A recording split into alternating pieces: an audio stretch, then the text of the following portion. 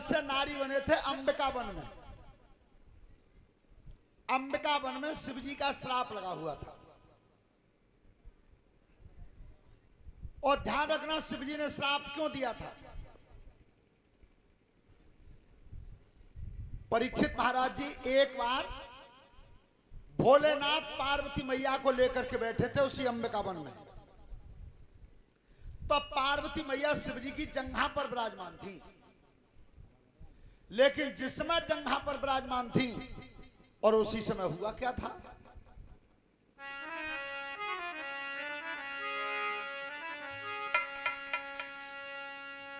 शिवजी ने अजु जननी को जंघा पे लहो बैठाई है और सकल देवता आई रहे मिलवे की सूरत लगाई है।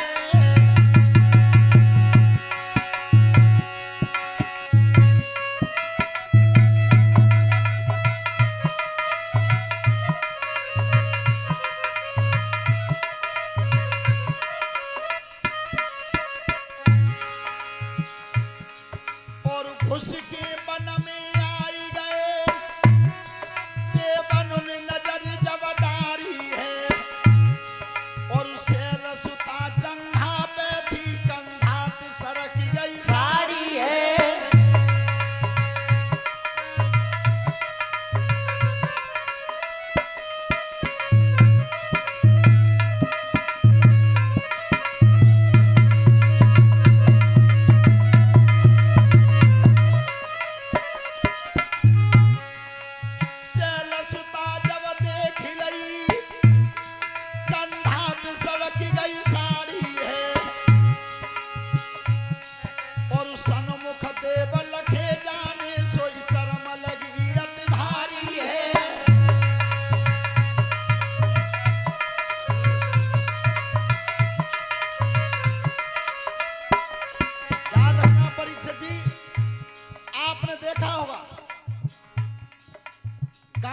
इसी चीज की कमी चल रही है, लेकिन आप शहर में चले जाएं, किसी का दरवाजा अगर भीतर से बंद है तो सबसे पहले जाने वाले को आवाज देनी होगी और अगर आवाज नहीं दिया तो दरवाजे में हाथ मारना होगा। बिना पूछे नहीं जा सकते तुम। और आज सब देवता बिना पूछे आए हैं। ये परंपरा यहीं से शुरू हुई थी। तो बिन पूछे जब आए तो पार्वती मैया जंघा पर बैठी थी, लेकिन साड़ी कंधा से गिर गई और देवता तब तक सामने आ गए। तो आज मैया पार्वती को लज्जा लगी मन में और तब अपने पति से कही क्या, और आंखों में आंसू भर के और कर गई हाय हाय दैयाए और देवन के सब महल बने पर मोकू नाई मढ़ैया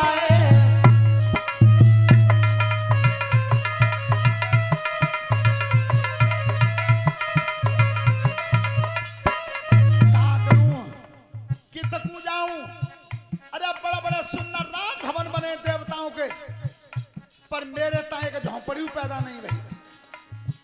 और आज अगर कोई मकान हो तो ये देवता जातरा ना आते, बिना पूछे आए। मुझे लज्जा लगी मन में। तो भोलेनाथ ने की तो चिंता मत करो, चिंता मत करो। आज जब बिना पूछे आए तो हुए, आज के बाद आएंगे ही ना। क्या बोले थे भगवान, और क्रोध में आए कि खड़े भय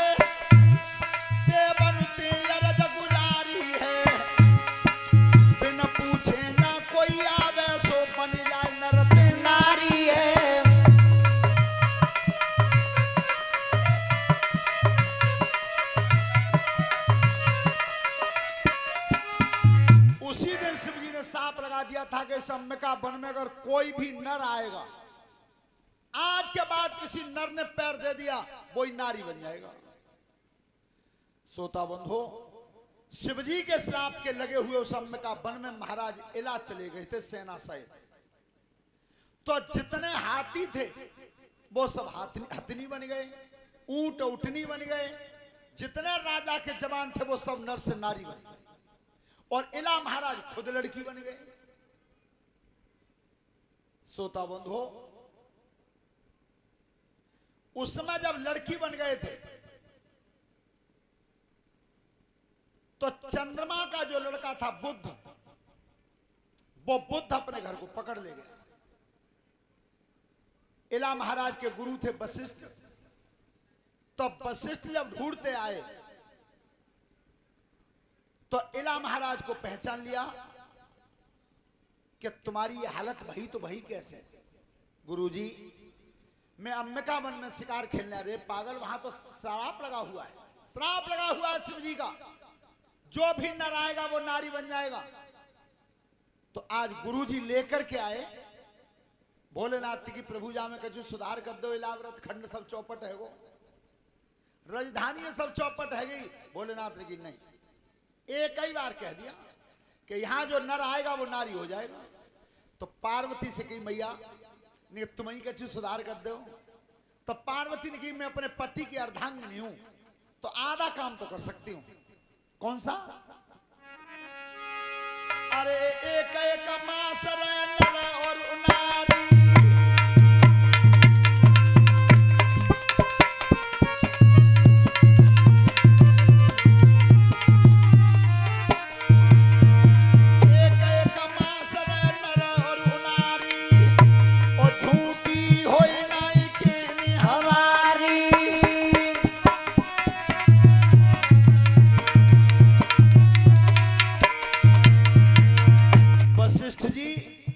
एक महीना नर और एक महीना नारी, और फिर एक महीना नर फिर एक महीना नारी।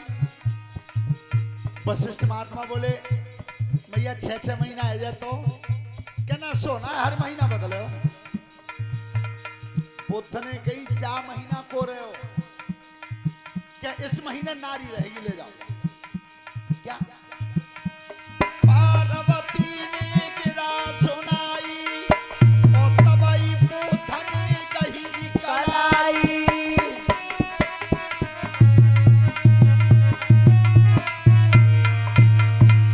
बुद्ध ले गया अपने घर को। अब 1 महीने का इंतजार हुआ। एक मास को समय भयो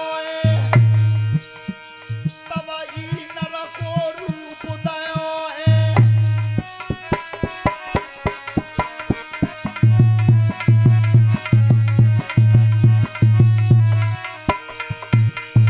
ध्यान रखना, इस तरह से काया बदलती रही और जब नारी के रूप में आए तो इला महाराज के शरीर से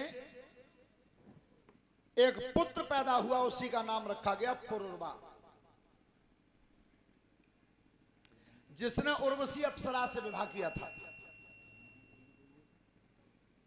पुरुरवा के ही पुत्र थे आय महाराज। आय महाराज के ही पुत्र थे नहुस, राजा नहुस।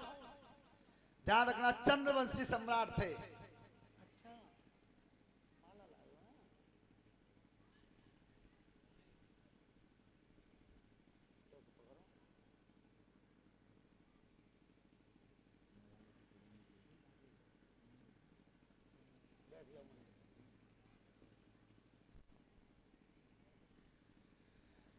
राजन परीक्षित, राजा नहुस इतने प्रतापी राजा थे, वो चंद्रवंशी सम्राट थे कि राजा नहुस के भय से देवराज इंद्र ने इंद्रासन छोड़ दिया था। इंद्र की गद्दी खाली हो गई थी, उस पर राजा नहुस विराजमान हुए। लेकिन एक बात ध्यान से सुनना, सचिव साहब के उठने का कोई कारण बनता है, और जब उठ जाते हैं तो गिरने का भी कोई न कोई कारण।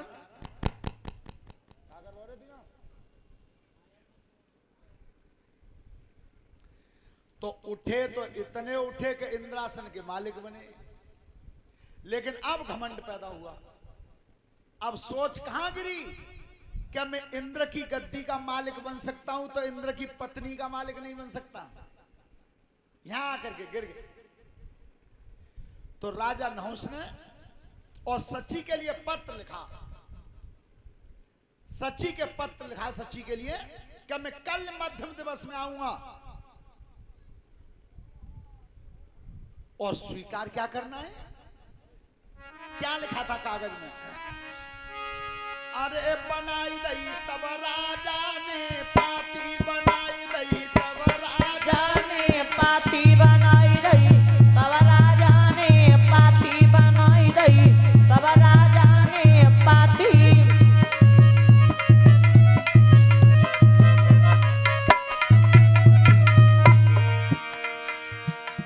बनाई दई, नौ सबू बने पाती बनाई दई, नौ सबू पने पाती बनाई दई, नौ सबू पने पाती बनाई दई।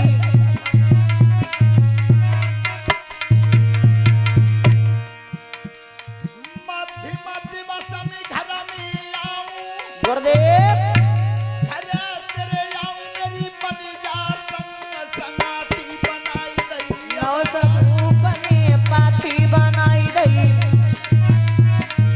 अरे मध्य मध्य में घर तेरे आओ तो बनी जा संग सनाती बनाई दई, तब राजा ने पाती बनाई दई। अरे मोहर लगाई दही है अपनी, लगिया राजा की तब अमरापुर तू जाती बनाई दई, तब राजा ने पाती बनाई दई। अरे मोहर लगी है जब राजा की, अरे राजा की तब अमरापुर का जाती बनाई दई, अब राजा ने पाती बनाई दई। ध्यान रखना, पत्र गया, राजा नहुस ने लिखा कि मैं कल मध्यम दिवस में आऊंगा, तुम मुझे अपना पति स्वीकार करना। और जैसे ही वो पत्र सची ने पढ़ा है, क्या? अरे जाखन पत्र पढ़ो रानी ने, अरे रानी ने सोई कांपी गई है, छाती बनाई दई, अब राजा ने पाती बनाई दई। अरे जाखन पत्र पढ़ो रानी ने, अरे रानी ने, अरे सौंपी गई वकी छाती बनाई दई, अब राजा ने पाती बनाई दई। एकदम सची कांप। पत्र देखा है कि राजा नहुस मुझे अपनाने आ रहे हैं। श्रोता बंधो, अब सोचा क्या है आंखों में आंसू भर के कि अब तक मेरो राज गयो,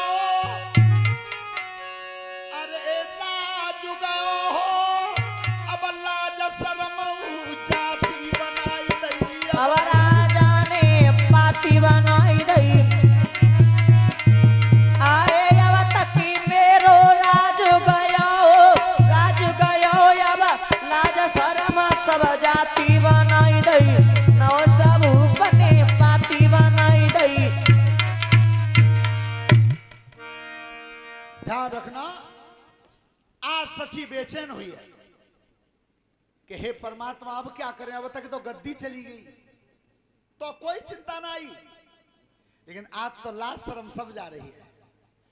तो देवताओं के गुरु थे बृहस्पति, तो बृहस्पति के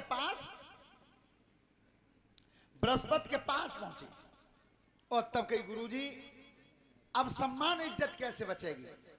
और ध्यान रखना परीक्षित महाराज जी, बृहस्पति देवतन के गुरु है और बेजा कुनमा पर जरे बैठे तबते वो बालक की पंचायत जुड़वा दी तबते। तब कही तू चिंता मत करे, हम तो ऐसी कल बता देंगे कि बाको नासू ही है जावे हो। समझाने की बात नहीं कही।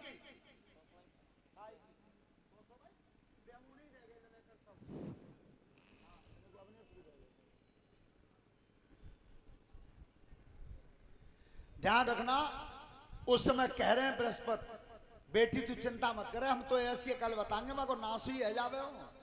तो गुरुजी जल्दी बताओ। तो बेटा पत्र तू इधर से लिख दे।